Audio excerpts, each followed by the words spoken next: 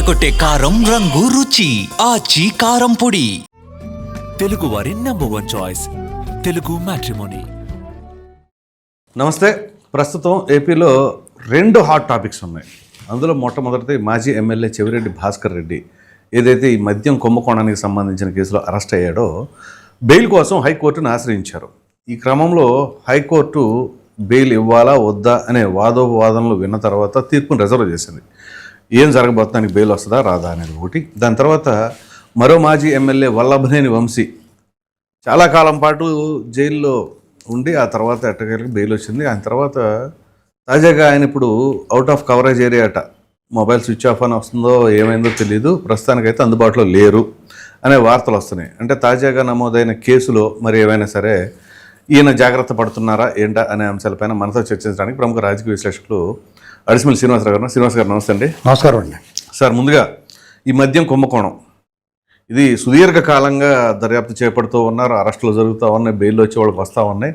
అయితే ఇందులో ప్రముఖ పాత్ర పోషించారు అని చెప్పేసి సిట్టే చెప్పింది. అందులో చెవిరెడ్డి భాస్కర్ రెడ్డి ఆయన చాలా కాలం పాటు జైల్లో ఉన్నారు. మరి బెయిల్ కోసం అప్లై చేసుకుంటూ ఉన్నారు, బెయిల్ ఏమో రావట్లేదు. తిరిగి మరలా మొన్న అప్లై చేస్తే దానికి సంబంధించిన దాంట్లో వాదోపవాదాలు జరిగిన తర్వాత తీర్పు రిజర్వ్ చేశారు. అసలు ఏం జరగబోతుంది అంటారు? ఏం లేదండి, బెయిల్ రాకుండా ఉండదు, వస్తుంది, ఎప్పటికప్పుడు వస్తుంది. అయితే మ్యాటర్ ఏంటంటే ఇతను ఎస్టాబ్లిష్డ్ అలా అనుచరుడు ఉన్నాడు, ఎవరో నాయుడు, వెంకటేష్ నాయుడు, అంటే గిట్లతో కనిపించాడు. అవును. తర్వాత ఆ డ్రైవర్ విషయంలో కూడా డ్రైవర్ గిరి అనుకుంటా ఉంది. తర్వాత ఈయన ఈ మద్యం తాలూకు డబ్బును డిస్ట్రిబ్యూట్ చేసినట్టుగా కొన్ని ఆధారాలు దొరికినాయి వాళ్ళకి. అంచేత ఇతను అంత తేలిగ్గా విడిచిపెట్టరు. బెయిల్ అయితే ఎప్పటికొకప్పుడు రావాల్సిందే, అన్నాళ్ళు పెడతారు లోపల. అయితే ఆ తీర్పు రిజర్వ్ చేశారు కాబట్టి నేను అనుకుంటాం ఏంటంటే డెఫినెట్గా బెయిల్ రిజెక్ట్ అనుకోండి అప్పుడే చెప్పేస్తారు. రిజర్వ్ చేశారు కాబట్టి కండిషన్ బెయిల్ అయినా ఇస్తే ఇవ్వచ్చు. ఒకటి, ఒకవేళ ఆయన బెయిల్ వచ్చినా అంటే అతని విన్యాసాలు చూస్తే జైలు నుంచి కోర్టు నుంచి జైలుకి వెళ్ళేటప్పుడు, హాస్పిటల్కి బెదిరింపులు, వైద్య పరీక్షలకు వెళ్ళినప్పుడు పాటలు పాడడం, బెదిరింపులు, ఎర్రికేకలు ఇవన్నీ చూస్తుంటే అతను బెయిల్ వచ్చినప్పుడు కూడా నోటిదోలు ఆగదు, నోరేసుకుని పడతాడు. అయితే అతనికి గండాలు, ఇది 7-8 గండాలు ఉన్నాయండి ఒక్కొక్కటికనే, ఒక గండమే కాదు. అంటే వీళ్ళు ఒక తప్పు చేసిన వాళ్ళు కాదు, వీళ్ళు మల్టిపుల్ మిస్టేక్స్. వీళ్ళు ఇది అయిపోయిన వెంటనే అతను బహుశా కల్తీనే దాంట్లో ఎగేస్తారు. మొన్న శాంపిల్గా పిలిచారు కదా విచారణకి. అవునవును. నాకేం తెలుసండి, నేను అన్నానో అన్నానని చెప్తున్నాడు కాబట్టి ఆ విషయంలో మళ్ళీ పిలుస్తారు, ఉండమంటారు. ఒకవేళ అందులో తెప్పించుకున్నాడు అనుకోండి, అందులోంచి కూడా బెయిల్ వచ్చింది అనుకో, పరకామణి దాంట్లో తిరుమల తిరుపతి దేవస్థానానికి సంబంధించి అన్ని కేసులు ఇతను ఉంటాడు, ప్రతి దాంట్లో ఉంటాడు. అది కాకుండా ఈ అతను ఇంకా ఎర్రచందనం లేకపోతే ఏదో దాంట్లో, ఏమండి వాళ్ళు తప్పు చేయకుండా ఏ పాపం ఎరగని వాళ్ళనే జగన్మోహన్ రెడ్డి ఇరికిచ్చేసి జైల్లో పెట్టాడు కదా. అవును. వీళ్ళు ముడ్డి కింద తప్పులు పెట్టుకున్నప్పుడు ఎందుకు వదిలి పెడతారు? ఉదాహరణ కల ఒకేసారి అన్ని పెట్టకుండా ఉదాహరణ కలవటి తీసుకొస్తారు. ఇది వాళ్ళ ప్లాన్ అంతే. ఒకేసారి అన్ని పెట్టేస్తే ఒకేసారి అన్నట్లు బెయిల్ ఇట్టేసుకుంటాడు. అవును. అలా కాకుండా ఉదాహరణ కలవటి పెట్టారు అనుకోండి, అతను నిత్యం అక్కడ ఇంక వేరే గోల్ లేకుండా ఆ కోర్టులు అమ్మడా దీంట్లో రిమాండ్లకి వాటికి తిరుగుతూ ఉంటాడు. తగ్గుతాడు, ఓవర్ యాక్షన్ తగ్గుద్ది అంటారా? తగ్గుద్దండి. మీకు ఎప్పుడైతే ఒకసారి లోపలికి వెళ్ళి వచ్చాడో ఆటోమేటిక్గా ఎంతో కొంత తగ్గుద్ది. ఇలా 10 వెళ్ళి వస్తే ఇంకా తగ్గుద్ది. ఎందుకు వచ్చిన గొడవరా బాబు అనేటువంటి భావన వస్తుంది, ఇంట్లో వాళ్ళకి కూడా చిరాకు వస్తుంది. ఎందుకు వచ్చిందంటే సంపాదించింది చాలదా, ఇవన్నీ వేసుకోవాలా, మనకేదో కావాల్సిన వాటి గుంచుకుని మెత్త తప్పు చెప్పేసి వాళ్ళకి గోడ నీకెందుకు ఆడవడం గురించి నువ్వెందుకు బుక్ అవుతావు అని చెప్పి జగన్ పేరు చెప్పేమంటారు ఇంట్లో వాళ్ళు. వాళ్ళు చెప్పమన్నంత మాత్రం వీళ్ళు చెప్తారంటే డెఫినెట్గా చెప్తారు. ఎందుకు ఎవరికోసం చెప్తారండి? తనకు మారిన ధర్మం ఉండదండి. కొంతవరకు భరిస్తారు, తర్వాత ఇంకా చెప్తారు. పతాక స్థాయికి చేరితే ఇప్పుడు ఆ విషయంలో చెవిరెడ్డి భాస్కర్ రెడ్డి చూడటానికి మనకి గంభీరంగా పెద్ద తప్పు చేసిన వాళ్ళ కనిపించలేదు రాష్ట్ర ప్రజలకి. అంటే కరుణాకర్ రెడ్డి లేకపోతే పెద్దిరెడ్డి లేకపోతే ఇంకొకటో ఎస్టాబ్లిష్ అయినట్టుగా అతనే ఎస్టాబ్లిష్ అవ్వాలి, అందరికి కనిపించలా. ఇప్పుడు కనిపించిన వినయంగా ఉన్నట్టు, లేకపోతే చంద్రబాబు నాయుడు గారు కనపడతలు వేసి దండం పెడతారు, ఇవన్నీ చూసి ఇటేదో మంచోడేమో అనుకున్నాం మనం. కానీ కరుణాకర్ రెడ్డి కంటే క్రూరుడు. చంద్రగిరిలో 19 ఎలక్షన్ అప్పుడు అతను చేసిన అరాచకం మామూలు అరాచకం కాదండి. ఆ ఎలక్షన్స్ లోకల్ బాడీ ఎలక్షన్స్ అప్పుడు అయ్యింది. వీళ్ళు ఏంటంటే పైకి కనపడని సైకిల్ వీళ్ళంతా. మరి నానిని చంపించలేదు చూడలేదు. అవునవును, ఈవీఎం భద్రపరిచే మీ అక్కడ మరి ఆయన ఎందుకు వదిలేడు తెలదు కానీ నాని గారు మరి అలా చంపేయడానికి చూసారు కదా. అవును, ఆల్మోస్ట్ పెద్ద పెద్ద మరణాయుధాలు కదండి. రెడ్డి భాస్కర్ రెడ్డి కొడుకు వాళ్ళందరూ ఆ బాడీ వేరే ఆ కెమెరా ఉండబట్టి కారుకి అసలు వాళ్ళ సుత్తులు ఇచ్చి కొట్టేయటం అది కనిపించింది. అదే కదా. మరి అందులోంచి ఒకవేళ ఇవన్నీ తెప్పించుకున్నా కానీ మళ్ళీ తీస్తారేమో అనుకుంటున్నాను. వీళ్ళు ఎవరిని విడిచిపెట్టరు. అది తీస్తే తండ్రి కొడుకులు ఇద్దరు పడతారు, కొడుకు కూడా పడద్ది. అవును. చేత చెవిరెడ్డి భాస్కర్ రెడ్డి జీవితమే ఇక జైలు జీవితమే, కోర్టులు జైలు బెయిలు ఇదే జీవితమే. ఇంకా అలాగే ఇప్పుడు ఈ ఫోటోల గురించి ఇంత హంగామా చేస్తున్నారు కదా, ఏది డిప్యూటీ సీఎం ఫోటో ఉంటే పెట్టకూడదు అది అని చెప్పేసి కోర్టుల దాకా వెళ్ళిన వాళ్ళు, ఇదే చెవిరెడ్డి భాస్కర్ రెడ్డి తన నియోజకవర్గంలో ప్రభుత్వ కార్యాలయాల్లో తన కొడుకు ఫోటో కూడా పెట్టాడు. ఇప్పుడు తన కొడుకుని విమాన తిరుమల తిరుపతి దేవస్థానంలో అభిషేకానికి కొండకి గుడికి ఇచ్చేసిండి. చాలా అపచారాలు చేశారండి వీళ్ళు, మామూలు అపచారాలు కదండి. నేను అది పెద్ద క్రైమ్ కాదంటారా మరి? ప్రభుత్వ కార్యాలయాల్లో అతను అసలు ఒక ఎమ్మెల్యే కాదు, ఏం కదా, ఎమ్మెల్యే కొడుకైనంత మాత్రం పెడతారా? అసలు వాళ్ళ క్రైమ్లు లెక్క పెట్టాలంటే కొన్ని వదిలేస్తున్నారు లెక్క పెట్టలేక. అంటే ఎక్కువైపోయి నేరాలు కొన్ని వాళ్ళు చిన్న కింద కనపడుతున్నాయి. మామూలు ఏ నేరమో చేయలేదనుకోండి, అవును, చిన్న నేరం చేస్తే అది పెద్ద పెద్ద కనపడుతుంది. అది పెద్దగా కనపడదు. నో స్మోకింగ్ జోన్లో స్మోకింగ్ చేయడం అనుకోండి, అది నేరం కింద కనపడద్ది. అవును, పచ్చినెత్తిరి తాగేసి వాడికి ఈ స్మోకింగ్ నేరం కనిపించదు. అర్థమైందా? అలాంటి వాళ్ళు వెళ్ళారు. తిరుమల తిరుపతి దేవస్థానం నుంచి వెంకటేశ్వర స్వామి లడ్డూ ప్రసాదాలని వాళ్ళ నియోజకవర్గంలో మిఠాయి పంచినట్టు పంచాడు అతను. అవును, ఎన్నికలకి. అంతకన్నా అపచారం ఏమైనా ఉంటుందా? అదే కదా. ఇప్పుడు మామూలుగా స్వామివారి దగ్గరికి వెళ్ళి భక్తి శ్రద్ధలతో స్వామివారిని ఇప్పుడు అది ఆ లడ్లు ఎవరికి పంచావు నువ్వు?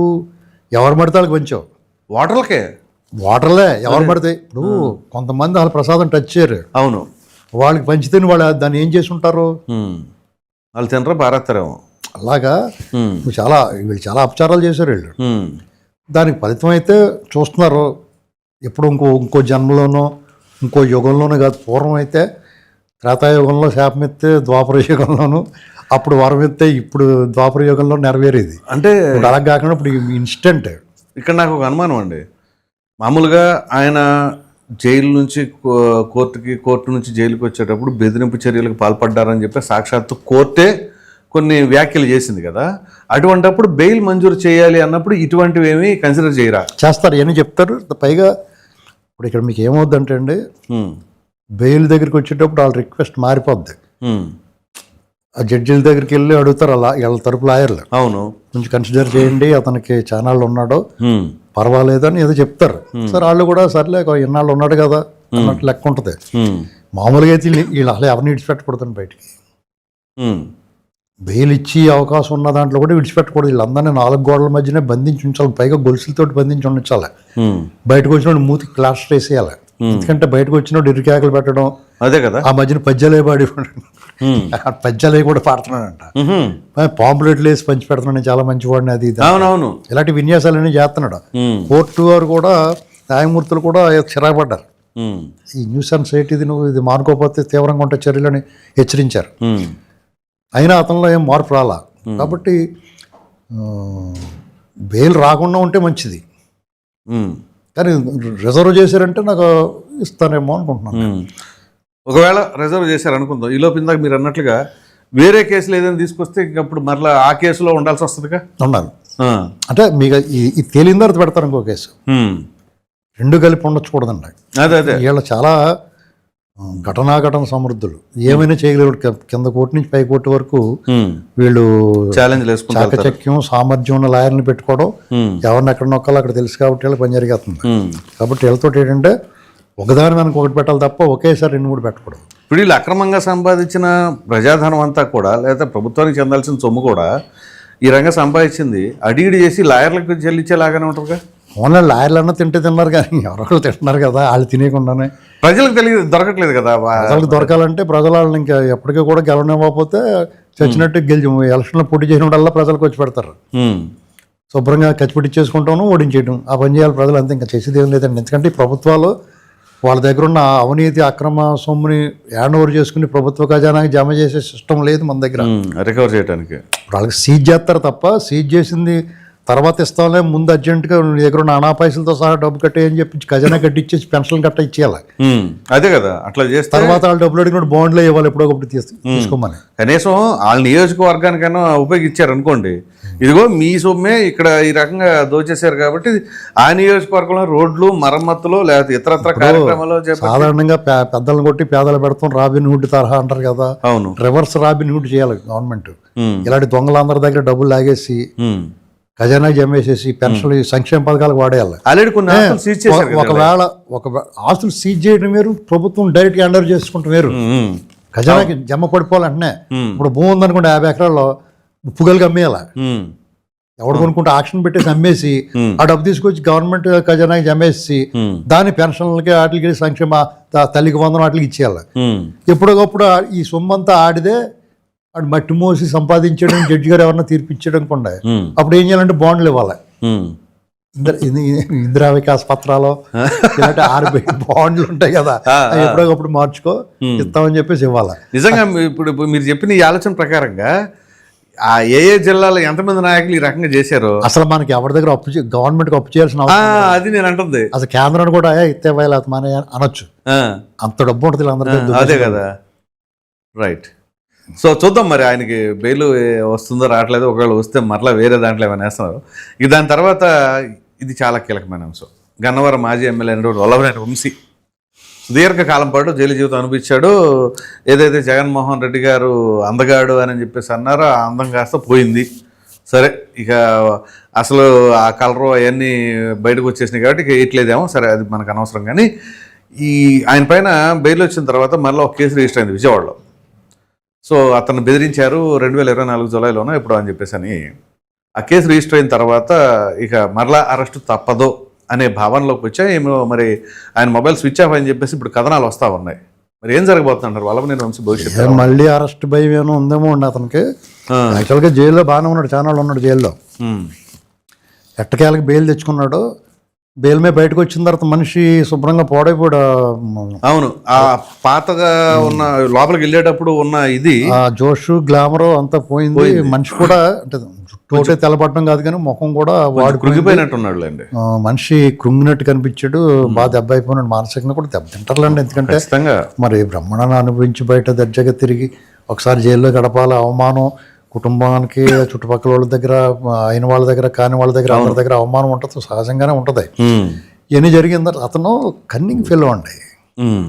అతను జైలు నుంచి బయటకు వచ్చాడు. యాక్చువల్గా తెలుగుదేశం పార్టీ వాళ్ళు ఎవరు అతనితో కలవడానికి ఇష్టపడరు. అవును, అతనితో గతంలో సహచరులుగా ఉన్నవాళ్ళు కానీ అతని మిత్ర బృందం అయినా సరే బహిరంగ ప్రదేశాలు చాట్ని ఫోన్లో మాట్లాడుకోవాలి తప్ప బయట అతనితో కలవాలన్నా, అతనితో కలిసి ఫోటో తీయించుకోవాలన్నా కొంచెం ఎంబ్రాసింగ్గా ఉంది తెలుగుదేశం శ్రేణులకి. అవును, ఎంత పరిచయం ఉన్న అయి ఉండొచ్చు, పరిచయాలు ఉండొచ్చు, పాత స్నేహితులు అయి ఉండొచ్చు, రాత్రుల పూట కలుసుకుని మందేసుకున్నా కానీ పగల ఎవరితో కలిసి బహిరంగంగా కలవడానికి ప్రజలు ఏమనుకుంటారో లేకపోతే పార్టీ ఏమనుకుంటుందో. ఎందుకంటే అతను మరీ ఎక్స్ట్రీమ్కి వెళ్ళాడు కాబట్టి అతని వల్ల కొంచెం ఇబ్బందికరమైన పరిస్థితులు లేదు, చాలా కసిగా ఉన్నారు.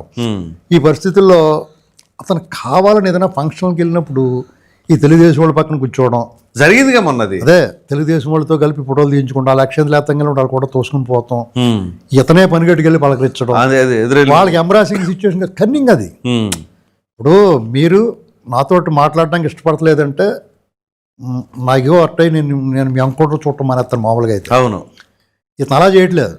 అందరూ అవాయిడ్ చేస్తున్నారు కదా, దూరంగా పోకుండా దగ్గరికి వెళ్ళి. ఇప్పుడు మామూలు పరిస్థితులు అయితే అది గొప్పతనమే. అవును, మనల్ని ఇష్టపడపోతున్నా కానీ మన మర్యాదకి వెళ్ళి మర్యాద పలకరించడం అది మామూలు పరిస్థితిలో. ఇతను సమాజం చీదరించుకునే వ్యక్తి. అవును, రాజకీయ పార్టీలకి బెడదగా మారిన వ్యక్తి. అతని స్నేహితులందరూ కూడా ఇతను బరువు అనుకుంటున్నారు. అవును, అటువంటిప్పుడు వెళ్ళకూడదు. అవతల నష్టం జరుగుతుంది వెళ్ళటం వల్ల. రామ్మోహన్ రెడ్డి గారు అలా మంత్రి గారు వచ్చినప్పుడు ఏం చేస్తాడు, ఎదురుపడిపోయి షేక్ హ్యాండ్ ఇచ్చేస్తే సాధారణంగా అందరినీ పలకరించి ఉండొచ్చు. కానీ వాళ్ళిద్దరు ఫ్రేమ్లో కనపడితే రకరకాల వ్యాఖ్యానాలు వస్తాయి. ఖచ్చితంగా నాయకులందరూ కూడా చల్ల చెదిరైపోయి పారిపోయారంట. కొంతమంది భోజనాలు చేయకుండా వెళ్ళిపోయారంట, కొంతమంది చేయలేదంట, కొంతమంది అక్షంతలు కూడా వేయకుండా ఆ పరిస్థితి దాన్ని ఎంజాయ్ చేస్తాడు అతను. అలాంటి పని చేసి కన్నింగ్ అండి అతను. నాకు అక్కడే చిరాకు వస్తుంది. నువ్వు వచ్చావు, అసలు వాళ్ళే పిలవకూడదు ఇతన్ని. అవును సరే, ఆయన తెలుగుదేశం నాయకుడు పిలవకూడదండి. అంటే అది వాళ్ళ బంధుత్వాన్ని బంధువు అయినా సరే ఇంతమంది వాళ్ళని పిలిచి వాళ్ళకి పెంట గోల పెడతామేంటి వాళ్ళు? దానివల్ల ఏంటి, ఎవరికి నష్టం చేస్తున్నారు మీరు? కావాలంటే అతన్నే పిలుచుకోవాలి సెపరేట్గా. అతను తెలుసుకోవాలా, ఓ మర్యాదకి పిలిస్తే పిలిచారులే బాబు అని చెప్పేసి అతను తెలుసుకుని మన పరిస్థితి బాగలేదు, మన వాళ్ళు ఉంచేవాళ్ళు కదా. అవును, వచ్చేసి అందరితో పాటు కలివిడికి కలిసిపోదామని చూస్తామేంటి? కన్నింగ్, అదే కన్నింగ్. ఆ మనిషి బుద్ధి అలాంటిది. అది అసహ్యం అతనంటే. నాకైతే చాలా అసహ్యం అతనంటే. ఎందుకంటే ఈ కన్నింగ్ ఇప్పుడే కాదు, అతను తెలుగుదేశం పార్టీలో ఉన్నప్పుడు వెంకట్రావు ఎలా ఉన్నావు, కంగ్రాచులేషన్స్ వెంకట్రావు అని చెప్పేసి మాట్లాడాడు సార్ 19 ఎలక్షన్ అప్పుడు. ఆ బలుపు నాకు నచ్చదండి. బలుపు ఉండొచ్చు, అది నీకు నిన్ను రాజస్వంగా ఉండాలి. అది కన్నింగ్ కింద ఉండకూడదు, అవతల నువ్వు వెక్కిరించినట్టు ఉండకూడదు. నీ రాజస్వం ఉండాలి, నీ హుందాతనాన్ని కాపాడుకుంటా నీ రాయల్టీని చూపించుకోవాలి తప్ప నువ్వు అవతల ఉండేది విక్రించినట్టు నువ్వేదో పెద్ద తోపుతూ నీ మొఖం చూస్తేనే కన్నింగ్ కనబడతా ఉంటుంది. పరమ కన్నింగ్. నాకు మహా అసహ్యం అండి అతను అంటే. ఎందుకంటే అతను జగన్ విమర్శించినప్పుడు కూడా సిరాకు వచ్చింది నాకు. అతను అప్పుడు నమ్మబుద్ధి లేదు నాకు. ఓకే, ఎందుకంటే బెంచ్ సర్కిల్ కవలించుకున్నవాడు జగన్నే. అవునవును, దాన్ని కవర్ చేసుకోవడానికి అలాంటి మాటలు మాట్లాడాడు. అతను ఒరిజినల్ ఏంటంటే కొడాలి నాని. అతను ఒక రకమైన, అతని కన్నా కొడాలి నాని బెటర్. ఎందుకంటే అతను ఫెయిర్, తిట్టి బూతులన్నీ కూడా మనసు నుంచి ఓపెన్గా తిట్టేస్తాడు. మనం డైరెక్ట్గా ఇతనికి చంద్రబాబు నాయుడు గారు, లోకేష్ గారు అంటే పడదు. ఆ వ్యక్తి క్లియర్గా మన స్పష్టంగా తెలుస్తుంది. అవును, అతను ఏం దాచుకోడు. ఇతను అలాగే కాదు, కన్నింగ్. అటువంటి వాళ్ళు రాజకీయాల్లో ఉండటం గన్నవరం ప్రజలు దురదృష్టం. అతను 2 సార్లు ఎమ్మెల్యేగా అనుకోవడం. అంటే ఇక్కడ అతను జైలు నుంచి రిలీజ్ అయిన తర్వాత ఈ ఫంక్షన్ కలవక ముందు, ఈ ఫంక్షన్కి వెళ్ళక ముందు మధ్యలో జగన్మోహన్ రెడ్డి ఒకసారి కొడాలి నానిని, వల్లభనేని వంశీ ఇద్దరిని పిలిపించి మీరు మరలా యాక్టివ్ అవ్వండి, నియోజకవర్గంలో తిరగండి అని చెప్పేసి అన్నారు. సో ఆ వార్తలు కూడా వచ్చిన తర్వాత ఏదో ఒకసారి మొక్కుబడిగా అన్న చెప్పాడు కాబట్టి, అది ఆ నాయకుడు చెప్పాడు కాబట్టి వెళ్ళాలనే ఉద్దేశంతో ఏదో వెళ్ళినట్టున్నారు. దాని తర్వాత మరలా లేదు. ఆ తర్వాత జరిగిన ఘటనే ఈ పెళ్లికి హాజరవటం. ఇది కూడా నాయకుడు ఏమైనా చెప్పి ఉండొచ్చు అంటారా, లేకపోతే ఈయన స్వతహాగా నేను కలిసిపోవడానికి ప్రయత్నం చేస్తున్నానండి. అందరిని కలుపుకోవడానికి. ఇప్పుడు అతను పోయిది ఏముంటది?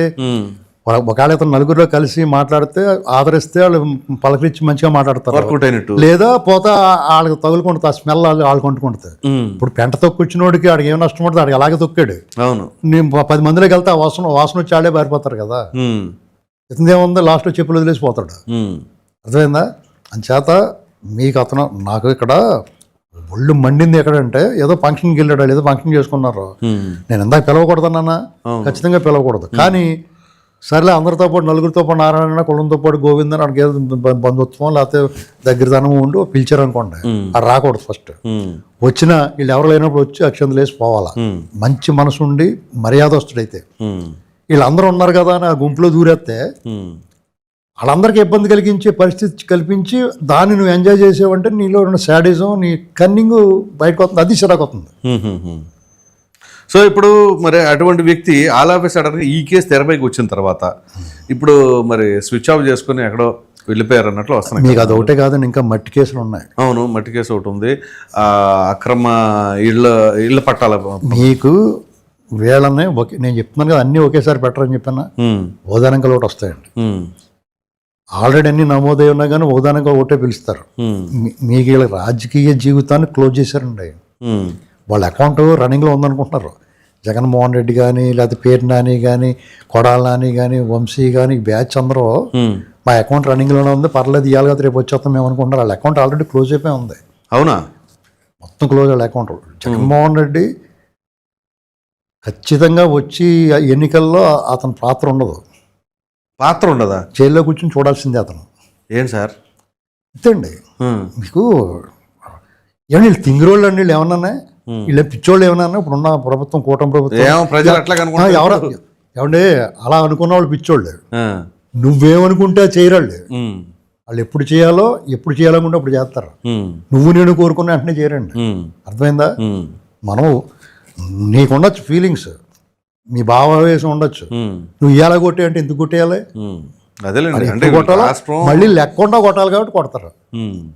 ఓ ముట్టుకేసి వదిలేస్తున్నారు, అదను చూసుకొని కొడతారంటారా? కరెక్ట్గా చూసుకుని కొడతారు టైము. ఇప్పుడు పామును తోకతో వదిలేచ్చా, అప్పుడు తిరిగి మనకి అటాక్ చేస్తుంది, తలమే కొట్టాలా. అదే పని చేస్తారు, ఇంక మళ్ళీ లేకుండా ఆ పని చేస్తారు. అంటే రేపు ఎన్నికలు వచ్చేసరికి ఇప్పుడు వాళ్ళేమో 2029లో మేము బ్రహ్మాండంగా వచ్చేస్తామని చెప్పేసి అంటున్నారు. అదే జైల్లో పెడతారు కదా, మేస్త్రి ఎన్నికలు ఉంటాయి జైల్లో కూడా. జైల్లో ఖైదీలు అందరికీ ఫుడ్ గట్ట సరిగ్గా వస్తుందా లేదా చూడటం మేస్త్రి ఉంటాడు, ఖైదీల నుంచి ఒకటి ఎంచుకుంటారు. అలాంటి దానికి ఎంచుకోరు. అదేంటి సార్? అలా కాదండి, అలా కాదండి. మటన్ అది మంచిది వచ్చిందా లేదా, చికెన్ మంచిది పెడతారు, రైస్ పప్పు కరెక్ట్గా వస్తుందా లేదా, వంటలు బాగా చేస్తుందా లేదా, హైజెనిక్ ఉందా లేదా చూడటానికి ఉంటారు. ఒక కమిటీలో పెడుతుంటే జైల్లో ఖైదీలు కూడా అలాంటి మెంబర్స్ కింద ఎంచుకుంటాం వెళ్ళాలి. అలాంటిది ఎన్నుకోతారు. ఇలా సీట్లు కూడా చెబుతుంటే ఏంటి సార్ మీరు? చెప్తారండి, చెప్పడానికి ఏముంది, ఏమైనా చెప్తారు. అంటే ఇప్పుడు మీరు చెబుతున్న దానికి ఇక్కడ వాళ్ళు అనుకుంటున్న దానికి చాలా విరుద్ధంగా ఉంది. అసలు టూ ఎర్లీ కదండి, 1.5 సంవత్సరం అయింది. అవును, 1.5 సంవత్సరం అయింది, ఇంకా 3.5 సంవత్సరాలు ఉంది. ఇప్పుడే మళ్ళీ వచ్చేస్తామని ఎలా అనుకుంటారండి? వాళ్ళ మీద ఉన్న చీడ పీడ దరిద్రం, ప్రభుత్వం ఇంకా వీళ్ళ తవ్వకాలే పూర్తి అవ్వలేదు. పైగా ప్రజల్లో ఆగ్రహం ఇంకా తీరలేదు వాళ్ళ మీద. మీరే చెప్పారు అప్పుడు వాళ్ళు ఎందుకు కూడా వదిలేస్తున్నారని చెప్పేసి అనుకుంటున్నారండి. అంత ఆగ్రహం ఎలా అవుతాడండి అతను ప్రజలకి? మీకు అంచేత మీకు అతను రాజకీయాలు మర్చిపోవాలి. అతనికి తెలియక ఇంకా ఎగురుతున్నాడు. అది చూసుకుని అతను మాట్లాడే మాటలు చూసుకుని వీళ్ళందరూ బలైపోతున్నారు. వీళ్ళంతా ఇప్పుడు ఫ్లెక్సీలు పెట్టి దాని మీద గొర్రెపోతులు వేసారు, రక్తం జమ్మారు. అవును, వాళ్ళందరూ ముడ్డి పగిలిపోయిందా లేదా? అవును, అవునా కదండి. కొన్ని గంటల్లోనే ఒకడికి వాయించేసారు. ఇప్పుడు వాళ్ళు ఇప్పుడు బెయిల్ వచ్చి బయటకు వస్తే రావచ్చు, కానీ సెంటరింగ్ ఇరిపోయి అటోగాలు ఇటోగాలు అయిపోయింది కదా వాళ్ళందరూ. ఇంతకు అవసరం అది వాళ్ళకి? ఇప్పుడు అవసరం. ఇప్పుడు అతను ఏమైనా నొప్పి ఉందా? అదే కదా మరి ఇంతకీ వీళ్ళకి రేపు అన్న వచ్చేస్తాడు, అన్న వచ్చిన తర్వాత ఏమొచ్చేస్తా వచ్చు. సో అయితే ఇప్పుడు మీరు చెప్తున్న దాంట్లో పేరు నాని అంటే నేను రాజకీయాలకు దూరం అయిపోయానని చెప్పేసి మొన్న ఎన్నికల్లోనే తప్పుకున్నాడు, కొడుకుకి ఎంట్రీ ఇచ్చాడు. సరే ప్రస్తుతానికి ఏదో కొంచెం యాక్టివ్గా ఉన్నారు ఆయన. కొడాలి నాని ఆయన కూడా జగన్మోహన్ రెడ్డి చెప్పిన తర్వాత కొంచెం ప్రజల్లోకి వెళ్ళాలి అనే ఉద్దేశంతో కోసం మొన్న వచ్చి అదే ఇంకో 6 నెలలు పోయిన తర్వాత ముహూర్తం ఉందా అప్పుడు పోరాడతాను అంటున్నాడు కదా. అదే కరెక్ట్గా నాకు ఆరోగ్యం చేకూరింది, పోరాడటానికి వచ్చింది. అతను అనారోగ్యం గురించి అతను జోలికి టచ్ చేయలేదండి. నేను సంపూర్ణ ఆరోగ్యవంతుడిని ఎప్పుడు వస్తే అప్పుడు లోపల తీసుకెళ్తారు. ఇప్పుడు మీకు వెయిటింగ్ అంతే. ఇప్పుడు అతను మూమెంట్ రాగానే పరిగెత్తుకెళ్ళి ఆపరేషన్ చేయించుకున్నాడు. అర్థమైందా మీకు? అప్పుడు వేళ్ళ వేడి మీకు ఆపరేషన్ వేళ్ళ వేడి కాదు, అతనికి ముహూర్తం పెట్టిన తర్వాత పరిగెత్తుకెళ్ళి ఆపరేషన్ చేయించుకున్నాడు. అర్థమైందండి. ఆపరేషన్ చేయించుకున్న తర్వాత అతను మీరు అరెస్ట్ చేసినా కానీ కోర్టులో మెడికల్ గ్రౌండ్స్లో నేను ఆపరేషన్ చేయించుకున్నానంటే సరే పోవరా బాబు, హ్యుమానిటీ గ్రౌండ్ లెవెల్ ఉంటుంది. అంచేత ఇప్పుడు నేను సంపూర్ణ ఆరోగ్యవంతుడిని అయ్యాను, 6 నెలలు వస్తున్నాడు కదా బయటికి, నా పని బాగానే ఉంది, నేను గట్టిగా మాట్లాడగలను, బూతులు అయితే తిట్టగలను అన్నప్పుడే అంటే లోపల తీసుకెళ్తారు. వీళ్ళకి నేను అంతే వాళ్ళకి ఇప్పుడు పేరు నాని మాట్లాడిన మాటలు కొడాలని మాట్లాడలేడా, ఆడు దమ్ము లేదు అనుకుంటున్నారు. వీళ్ళు అందరికన్నా ఎక్కువ దమ్ము ఉన్నవాడు. మరి ఇంత నోరు మూసుకూర్చున్నారు, ఎప్పుడు నోరు లేగితే మొహమ్మే గుర్తారని తెలుసు వాళ్ళకి. వాళ్ళ కథ ముగిసిందండి. 2024 జూన్ 4వ తారీఖు రిజల్ట్ వచ్చిన తర్వాత వాళ్ళ కథ ముగిసింది. ఇక వాళ్ళకి ఏదో ఏం ఊసిపోక లేకపోతే మాట్లాడతాం, ఏదో మేము ఉన్నామన్నా ఉనికిని కాపాడుకోవడం గట్టి ఇటు తిరగటం తప్ప ప్రెస్ మీట్లు కూడా ఏం లేవు. మీకు వాళ్ళ కథ ముగిసింది, వాళ్ళ సినిమా అయిపోయింది అందరి దగ్గర, జగన్మోహన్ రెడ్డితో సహా. ఊరికాళ్ళు జనాలను ఎంకరేజ్ చేయడానికి, వాళ్ళ కేటర్ని ఉత్సాహపరచడానికి రప్పరప్పలు అన్నాడు. ఆ రప్పరప్ప అన్న వాళ్ళకి బుడ్డు పగిలిపోతుంది. మీరు ఏం వదిలేసారు? వీళ్ళు ఎందుకు వదిలేదు కదా. రాష్ట్ర వ్యాప్తంగా ఫ్లెక్సీలు వేసి రప్పరప్ప అన్నాడు, అందరూ చెత్త చెట్లు పోయేలా కొట్టారు, రోడ్ల మీద నడిపించి తీసుకెళ్లారు. అవునవును, ఇదేంటి బాబు రోడ్ల మీద తీసుకెళ్తాను, మాకు వెహికల్స్ ఇవ్వండి, మేము కూడా నడిచి వెళ్తున్నాం కదా అన్నాడు డీజీపీ. మూసుకున్నా సమాధానం ఉందా? ఇంకేం చెప్తారు, వాళ్ళతో పాటు ఇలా కూడా పనిష్మెంట్ లాగా ఉంది కదా. అది ఇప్పుడు మా వాళ్ళు కూడా నడిచి వెళ్తున్నారు కదా, కోర్టు మా దగ్గర వెహికల్స్ సఫిషియెంట్గా లేవన్నారు. కరెక్ట్గా చెప్పాడు కదా ఆయన. నా సమాధానం ఏది? చేత మీరేం వర్రీ అవ్వకుండా, మీ మళ్ళీసారి ఎలక్షన్స్లో వాళ్ళు పెద్ద ఏమి ఉండరు. అంటే ఈసారితో ఈ పోలీసులకు ఫ్రీ హ్యాండ్ ఇచ్చేసినట్లు అనుకోవాలి ప్రభుత్వం. ఫ్రీ హ్యాండ్ అంటే చట్టపరంగానే మీరు వెళ్ళిపోండి, ఎటువంటి రాజకీయ ఒత్తిడి. వైసీపీ వాళ్ళు ఎప్పుడు చట్ట వ్యతిరేకంగా ఉంటారండి. ఉమ్, ఈ కూటమి ప్రభుత్వం చట్ట ప్రకారంగా వెళ్ళమంటే వాళ్ళందరూ నేరస్తులు అవుతారు. వాళ్ళందరికీ ముడ్డు పగులుతుంది, అందులో అనుమానమే లేదు. అంటే మొన్నటిదాకా కొంత చూసి చూడట్టు పోయిన చూసి చూడటం ఏం వదిలేయమని చెప్పలేదు వాళ్ళు. మొన్నటి వరకు అట్లా జరిగింది. వాళ్ళు కాన్సన్ట్రేట్ చేయలేదు, కొంతమంది విషయంలో వాళ్ళు పట్టించుకోలేదు. వాళ్ళు చట్టాన్ని విడిచిపెడితే చట్టం ఎప్పుడు కూడా తన పని కొంచెం స్లోగా చేస్తుంది. ఎడయా అని అడిగారు మొన్న, ఇప్పుడు పని మెల్లగా చేస్తున్నాడు అంటే అలర్ట్ అవుతారు. సో ఇప్పుడు ఫైనల్గా వల్లంనేని వంశీ మరలా ఇంకోసారి లోపలికి వెళ్ళే అవకాశాలు ఉన్నాయంటారా? ఏం లేదండి, ఇప్పుడు అతను వీళ్ళు పని కట్టుకుని పెట్టక్కర్లేదు, వాళ్ళు గొయ్యి వాళ్ళు ఎప్పుడు వాళ్ళే తోకుంటున్నారు. అతను బయటకు వచ్చాడు మొన్న, నోరు మూసుకుని మూల కూర్చుని పూజలే చేసుకుంటూ కూర్చున్నాడు. కొన్ని ఫోన్లేరా బాబును. అవును, మారాడేమో. వచ్చి జనాలకి ఈ పెంటంతా అంటిస్తున్నాడో ఈ కన్నింగ్ శాస్త్రాలు చూసేటోడికి ఒళ్ళు మండుద్ది. అవునా కదా? ఈ కన్నింగ్ శాస్త్రాలకి బెయిల్ వచ్చింది, నోరు మూసుకుని ఇంట్లో కూర్చోకుండా యాదవేషాలు వేస్తున్నాడు ఏంటి అనుకుంటారు కదా. అనుకుని ఎవడో ఒకడో ఆ కేసు తీసుకొచ్చి ఉంటాడు పైకి. రైట్ అండి, థ్యాంక్ యూ.